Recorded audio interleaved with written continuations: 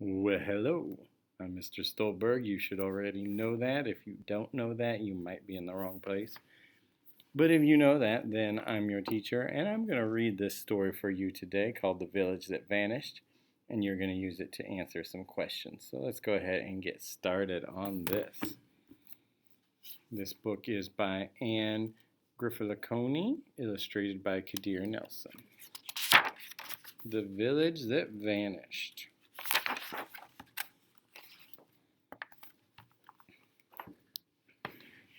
Young Abikanale waited, still as a bird, in the tall reeds that grew near the water's edge.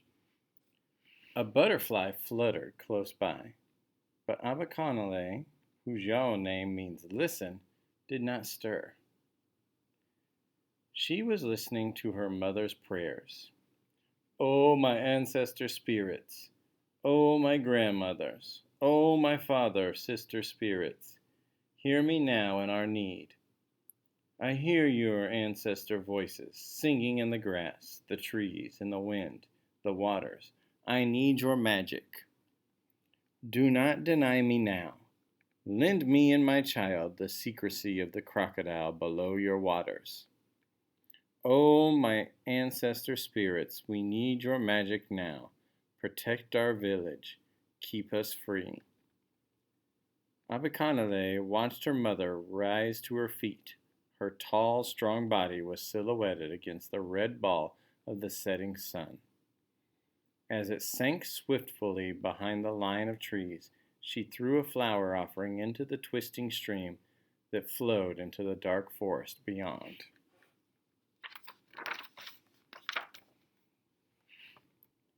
Then her mother, whose name Najimale means upstanding, turned wearily home.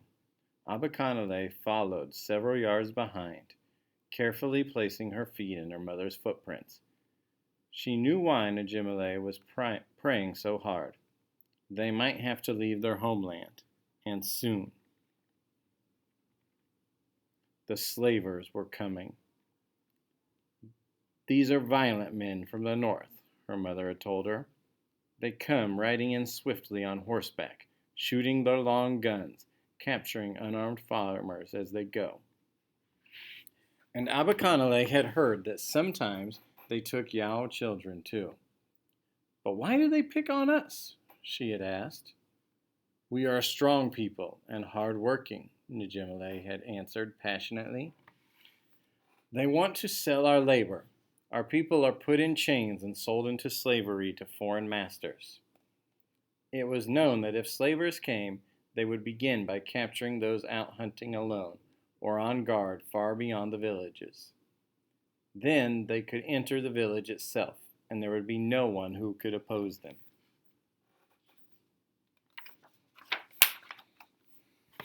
So far, Najimale had added, holding Abikanale close, "Our village has escaped, because it is surrounded by forest, but slavers will find it soon enough." "What can we do now?" Abikanale asked. "Ah, I have a plan, if only the rest of our village will listen." Now Abikanale wished she knew how to pray like her mother, to help give her strength and ideas that could save their village. When Abikanale and Najimale returned, the villagers had gathered together inside the circle of 7 huts that made up Yao.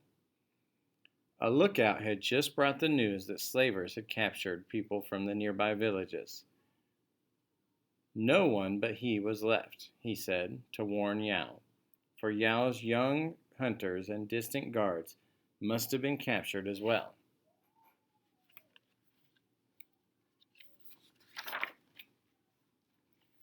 "I all," one elder trembled, "our strong young men gone and no one to defend us."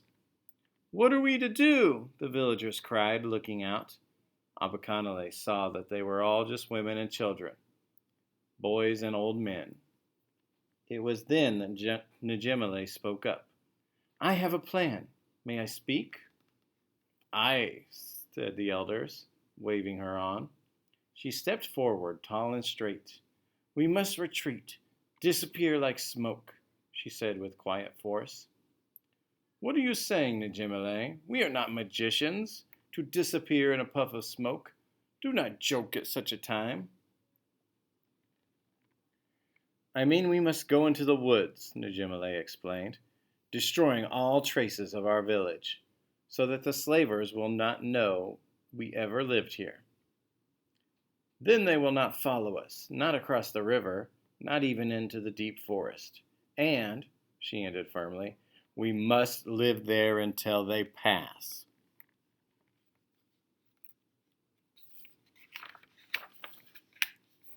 Then Abakanale's grandmother, Chimwala, whose name means stone, and who had remained silent as one, spoke up.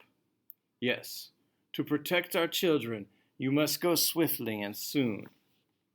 And so it came about that all the families agreed to Najimale's plan and prepared to leave. They would take only what they could wear and carry. But when the villagers came around to help Chimwala, the oldest of the elders, she raised her voice once more. I am too slow and old to leave my home. I will remain with my house and our ancestors. The slavers will not take me, and I am not too old and mean. Am I not too old and mean? Is it not said, the crocodile will not eat old wrinkled adder snake? No amount of arguments would move old Chimwala, for her nature was truly stone. Many tried to convince her, but to all these warnings she cackled. I will tell them I am a witch. They will be so afraid of my magic powers that they will leave this old woman alone. Yes, the villagers decided. It would happen like that. To the slavers it would seem old Chimwala was just a hermit, living in a little hut deep in the forest. So the villagers were agreed. Then one puzzled person called out, in order to follow Najimale's plan, we must burn our village. But such a fire would burn Chimwala's hut down too. What will we do now? A scared child asked. Hearing this, Najimale knew she had not spoken clearly before. We must disappear like smoke, but not like real smoke from fires. That would attract the slavers. That would attract the slavers' attention from afar. But how then? The most anxious elder asked. I have thought of the way, Najimale answered, smiling. Each family will have to take apart its own hut, quickly, stick by stick, stone by stone, and bury it or scatter it in the woods. Many villagers gasped. Then one sensible woman suggested, we can still save some house poles to use as walking sticks. Then another said, or to use as tent sticks for our stay in the woods. Till only the hut of old Chimwala remains, said the oldest man, clapping his hands for them to get to work. All the women and the strong young girls quickly packed up their great cooking pots, too heavy for the long trek into the woods, and filled them with their most precious things. Then they buried them.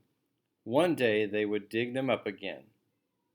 And the old men and the young boys took the huts apart, stick by stick, stone by stone, until it was empty space where they had once stood.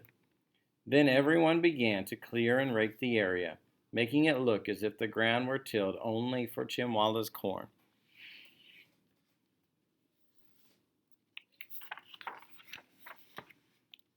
Soon it seemed Chimwala's hut had always stood alone like that, surrounded only by her vegetable garden and some corn rows.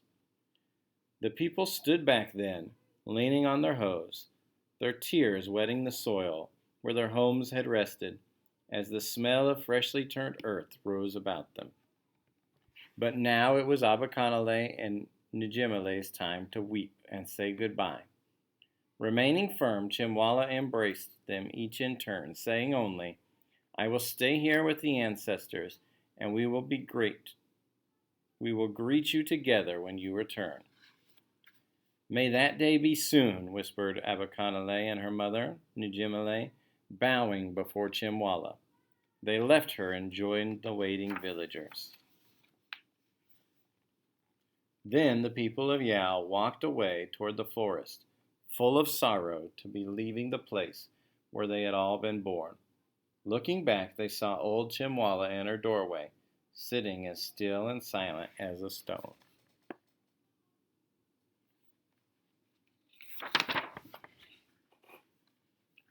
Walking single file, the villagers traveled along a path that led to the distant forest. But the wide, quick, running river blocked their way. "We must cross this river to get to the deep forest," spoke an elder. "But how?" they chattered all at once. "We farmers do not swim. We have no boats. This river here is too deep and the current too swift to cross." The tribe stood there, defeated by the river. But then the tallest children ran ahead along its shores, trying to find a narrow, shallow stretch of water where perhaps they could all cross safely. Abakanale, being the swiftest, quickly outran the rest. She flew directly toward the place where she had waited during her mother's prayer. When she got there, Abakanale saw that the river was narrower, but she could not tell whether it was shallow as well. She must test it, but how? She could not swim.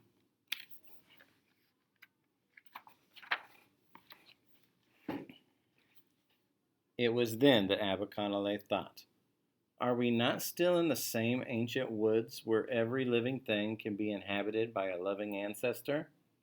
She thought of her mother's prayer. How did it go? Could she pray too?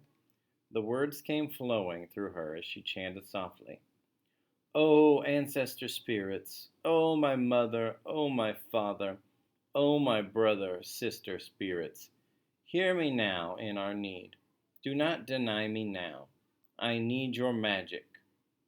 Wasn't there a line about water? Ah, yes, Abakanale recalled it now. "The secrecy of the crocodile below your waters.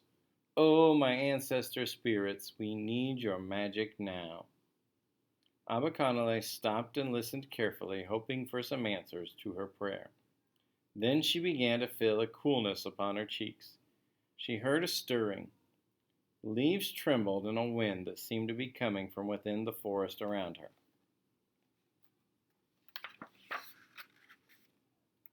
The surface of the river, whipped by the wind, was beginning to shape into little waves.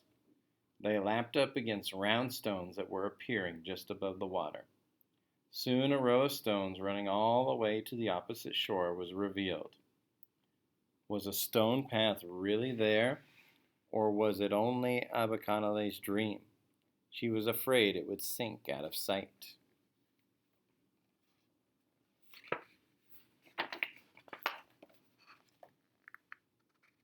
Trying to be at least as brave as her grandmother, Abakanale put one bare foot upon a slippery but solid stone, and then put the other foot upon the next, and the next, more and more bravely until she was dancing across the river.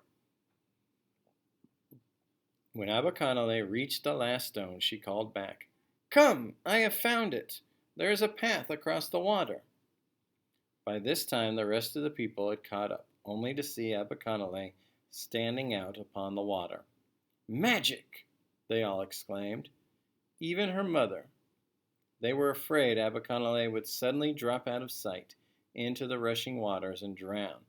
"See," Abakanale laughed out loud.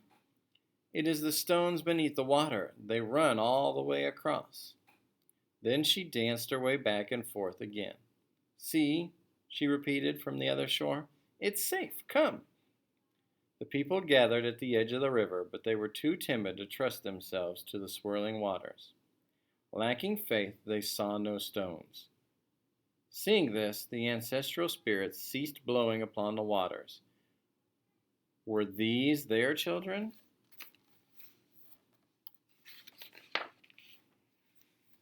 Then Najimale, the upstanding, spoke up once again, scolding.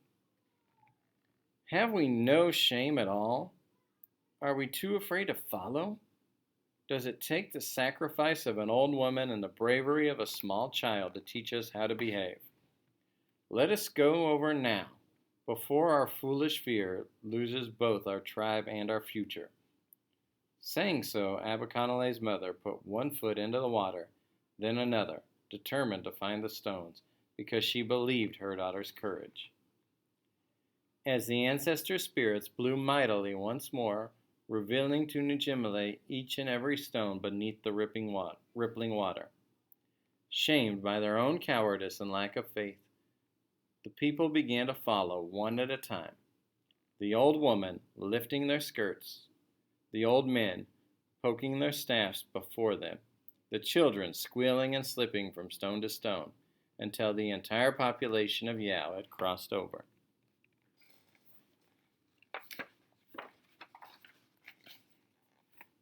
Then they all came to Aberconale in wonder. "How did you find the path in the water?" "Like my mother before me," Aberconale answered, looking at Njimile. "I prayed to the ancestor spirits, and they showed me the way." Hearing this, her mother hugged her brave daughter to her breast.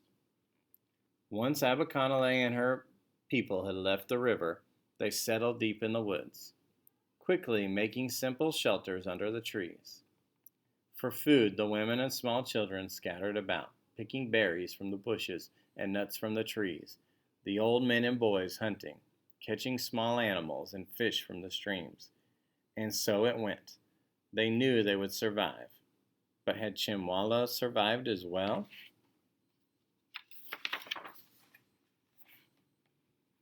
The slavers did come to the village of Yao, or where it once stood, riding in, whooping and hollering, firing shots about to frighten it all into submission. Suddenly they stopped in their tracks. Mouths dropped open, and they lowered their weapons, for they saw only the single hut, surrounded by tall rows of old corn and crops of beans and yams, newly planted. Rushing up to the door where old Chimwala sat calmly shelling pea beans, the chief slaver demanded suspiciously, "How is it that you can live alone in these woods?" Chimwala answered with a fierce glint in her eye, "I am a soothsayer. I search for sacred herbs within these woods. I use these for my magic potions." But then the man pointed to the newly planted rows. "If you live alone, what about these? They look freshly planted to me. Surely this is much more than you alone could plant." Calm as a stone, Chimwala answered, "My distant kin used to come and plant it for me, but now they come no more. I can tend only these few rows."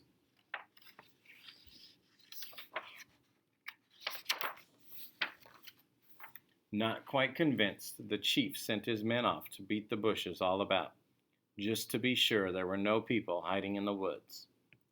Hours later, the exhausted trackers returned, reporting, "There was no one anywhere to be found. We went all the way to the river. There is no evidence of boats near there, and there is no way anyone could cross to the other side." Angry at the loss of slaves he might otherwise have captured, the chief gathered his men to leave, saying, "We have been wasting our time. There is nothing here for us in these woods, and there never was." As they rode off on their horses, making a great clattering of hoofs, never to be seen in Yao again. And Chimwala, sitting in her doorway, watched them go, with a faint smile etched on her stony face. And that, my children, is how the Yao tribe was saved. And this story came down to us many generations later, because an old woman and a very young girl did what had to be done when their people were threatened. They knew that once the ancestors have spoken, one must answer not only with faith, but with courage as well. All right, and that is the end.